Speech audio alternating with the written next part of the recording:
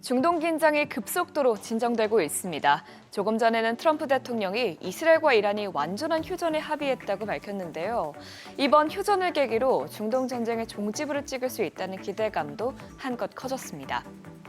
그러면 오늘 시장 흐름 살펴보면 간밤 이란의 미국에 대한 보복 조치에도 시장에는 큰 충격이 없었습니다. 이란이 미국의 공격 계획을 미리 알려주는 약속대로 수준의 공격을 하면서 투자자들 사이에서는 중동 분쟁이 전면적으로 번지지는 않을 것이라는 기대감이 확산했기 때문인데요. 특히 지정학적인 긴장의 척도로 여겨지는 유가가 크게 하락하면서 투자 심리가 회복됐습니다. 마감 상황 보면 다우지수가 0.89% 올랐고요. S&P 500 지수는 0.96%, 나스닥 지수도 1% 가까이 상승 마감했습니다. 시총 상위 종목도 대체로 상승했습니다. 특히 마이크로소프트가 2% 가까이 올랐고요. 또 엔비디아와 애플도 소폭 상승세를 이어갔습니다. 반면에 구글은 유럽에서 반독점 과징금 취소 소송에서 패소할 가능성이 커졌다는 보도가 나온 후 연일 하락세를 이어가고 있습니다. 오늘 시장의 주인공 중 하나는 테슬라였는데요. 테슬라가 로보택시 출시 소식이 급증하면서 시장 상승에 힘을 보탰습니다. 출시한다고 선언한 지 10년 만에 테슬라의 로보택시 서비스가 시작됐는데 머스크 CEO가 이번 로보택시 서비스가 성공적으로 출시됐다고 선언한 데다가 이용자들과 전문가들이 호평을 잇따라 내려오면서 주가가 장중 10% 넘게 뛰기도 했습니다. 이어서 브로드컴은 오늘 1% 넘게 올랐고요. 메타는 미국 하원에서 메타의 소셜미디어 와치 앱이 사용 금지됐다는 소식에도 오늘 2% 넘게 상승 마감했습니다. 그럼 오늘 중동 분쟁 상황도 살펴보면 이번 미국의 이란 공습이 이뤄진 후에는 관건은 이란의 대응이었는데요. 절제된 이란의 보복 공격에 시장은 안도했죠. 이란은 카타르와 이라크에 있는 미군 기지를 향해서 미사일 공격을 감행했지만 이란이 사전에 공격 계획을 통보했고 또 인명 피해가 발생하지 않았다는 점에서 중동 긴장이 완화될 것이라는 기대감이 커졌습니다. 이에 대해서 외신도 이란이 미국에 대해서 상징적인 수준의 보복을 했다면서 전면 충돌이나 추가적인 긴장 고조를 원하지 않는다는 신호를 보낸 것으로 해석했습니다. 실제로 장 마감 후 트럼프 대통령은 이스라엘과 이란은 12시간 동안 완전하고 전면적인 휴전에 들어갈 것이라고 밝혔죠.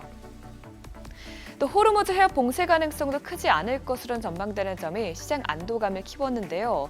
이 브라운 브라더스 해리먼의 전략가는 이란은 호르무즈 해협을 통해서 수출에 크게 의존하고 있고 이 수송로를 봉쇄할 경우에는 더욱 심각한 군사적 반격이 나올 수 있기 때문에 봉쇄 가능성이 낮아 보인다고 설명했습니다. 또 연준 내에서 금리 인하를 지지하는 발언이 여러 나온 것도 시장에 긍정적이었습니다. 지난 금요일장에서 크리스토퍼 월러 연준 이사가 7월 회의에서 금리 인하를 고려하기 시작해야 한다고 밝힌 데 이어서 간밤 연준 내에서 가장 매파 성향으로 꼽히는 이 미셸 보먼 연준 부의장도 7월 기준금리 인하 대열에 동참했습니다. 그는 관세로부터 큰 충격이 나타나고 있지 않다면서 미국 경제는 회복력을 유지하고 있지 않다면서 이 지지의 이유를 밝혔습니다. 뿐만 아니라 오스탄 골스비 연은 총재 역시 정확한 금리 인하 시기를 언급한 것은 아니지만 관세로 인한 인플레이션 충격이 낮은 수준을 유지할 경우 금리 인하를 재개할 수 있을 것이라고 말했습니다. 오늘 밤에 있을 파월 연주의장의 하원 반기 통화정책 보고서에서도 비슷한 발언이 나올지 주시해야겠습니다. 또 간밤 나온 경제 데이터도 양호하게 나오면서 시장 상승세를 뒷받침했습니다. S&P 글로벌에 따르면 미국의 6월 서비스 PMI는 53.1로 나오면서 전월보다는 소폭 하락하긴 했지만 그래도 확장세를 유지한 것으로 나왔고요. 제조업 PMI도 52.0을 기록하면서 15개월 내 최고치 수준을 이어갔습니다. 이 제조업과 서비스업 모두 신규 주문 지수가 증가세를 보인 것으로 나타났는데요. 이를 보고 조사 측은 경제 확장세가 제조업과 서비스업에서 균형 있게 나타났다면서 관세에 대한 우려로 재고 위축이 늘어난 점이 일부 성장 요인이라고 분석했습니다. 다만 주목할 부분은 물가 상승 압력이 다시 확대됐다는 점인데요. 대부분의 응답자들은 관세 때문에 비용 부담이 증가할 수밖에 없다고 밝힌 만큼 앞으로 소비자 물가에서도 이 같은 흐름이 나타나지 않을지 지켜봐야겠습니다. 시장에 주목했던 이란의 보복 조치가 예상보다 제한적인 범위에 머물면서 국제유가는 빠르게 안정세를 되찾았습니다. 개장 전만 해도 이란 의회에서 호르무즈 해협 봉쇄 가능성을 제기되면서 유가는 5% 넘게 급등하기도 했었는데요. 중동 정세가 통제 가능할 것이라는 안도감이 확산하면서 결국 WTI는 7% 넘게 떨어졌고요. 브렌트유도 8% 넘게 급락 마감했습니다.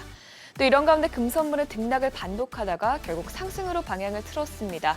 이란이 제한적인 보복을 했음에도 불구하고 그래도 이란 정권의 불안정성 등 아직까지 완전히 안심할 수 없다는 점이 일부 작용한 것으로 보이는데요. 금선물은 오늘 0.16% 오르면서 온스당 3,391달러에서 거래됐습니다. 국채금리는 오늘 큰 폭으로 하락했습니다. 지정학적인 리스크로 전반적으로 미국 국채와 달러의 수요가 많아진 것도 영향이 있었고요.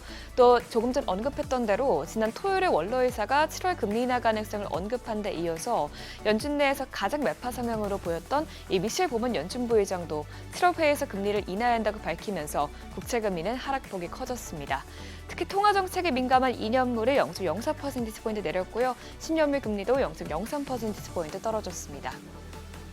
어제 급락했던 비트코인은 금세 10만 달러 선을 회복했습니다. 중동 분쟁이 확전되기보다는 굉장히 완화될 것으로 전망되면서 다시 매수세가 들어온 것인데요.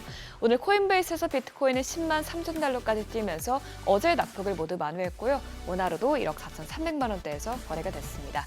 굿모닝 마켓이었습니다.